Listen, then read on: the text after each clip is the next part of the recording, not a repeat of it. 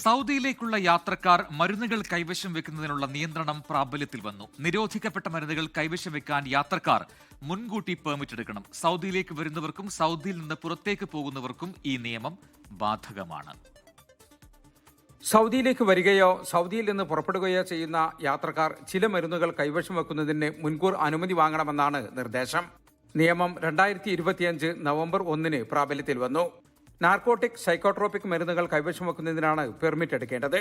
Saudi food and drug അതോറിറ്റിയുടെ cds.sfda.gov.sa എന്ന website വഴിയാണ് പെർമിറ്റ് എടുക്കേണ്ടത്.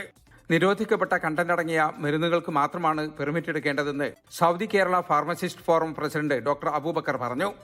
ഷുഗർ, പ്രഷർ, മറ്റു സാധാരണയുള്ള അസുഖങ്ങൾക്ക് കൊണ്ടുവരുന്ന മെഡിസിൻസിന്റെ കൂടെ തന്നെ ചിലപ്പോൾ മാനസികമായി ബുദ്ധിമുട്ടുള്ള ആളുകൾക്കും ചില മെഡിസിൻസുകൾ കൊണ്ടുവരേണ്ടി വരുന്ന സാധ്യതകളുണ്ട്.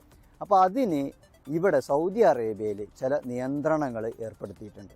അതായത് നാർക്കോട്ടിക്, അതേപോലെ തന്നെ സൈക്കോട്രോപിക് ഡ്രഗ്സ്, അതായത് നമ്മുടെ വേദന സംഹാരികളും അതേപോലെ തന്നെ മാനസികമായ ബുദ്ധിമുട്ടുകൾക്ക് ഉപയോഗിക്കുന്ന മരുന്നുകൾക്കും ഇവിടെ ഒരു കർശന നിയന്ത്രണം ഏർപ്പെടുത്തിയത് കൊണ്ട് തന്നെ അതിന് ഒരു ക്ലിയറൻസ് സർട്ടിഫിക്കറ്റ് എടുക്കൽ നിർബന്ധമാണ്. വ്യക്തിഗത വിവരങ്ങളും യാത്രാ സംബന്ധമായ വിശദാംശങ്ങളും, മരുന്നിന്റെ കുറിപ്പടി, മെഡിക്കൽ റിപ്പോർട്ട്, മരുന്നിന്റെ ഫോട്ടോ, ID പ്രൂഫ് തുടങ്ങിയവയാണ് അപേക്ഷയോടൊപ്പം നൽകേണ്ടത്.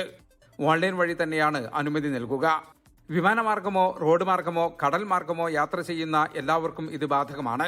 രോഗികളുടെ യാത്ര സുഗമമാക്കുന്നതിനും സുരക്ഷ ഉറപ്പാക്കുന്നതിനും വേണ്ടിയാണ് ഈ നിർദ്ദേശമെന്ന് അതോറിറ്റി അറിയിച്ചു. ജലീൽ കണ്ണമംഗലം, 24 ജിദ്ദ. ലോകത്തെവിടെയായാലും ഏത് സമയത്തും 24 വാർത്തകളും ഓഗ്മെന്റഡ് റിയാലിറ്റി പാക്കേജുകളും എക്സ്പ്ലെയിനറുകളും വിശദമായി കാണാൻ ഞങ്ങളുടെ യൂട്യൂബ് ചാനൽ നിങ്ങൾക്ക് സബ്സ്ക്രൈബ് ചെയ്യാം.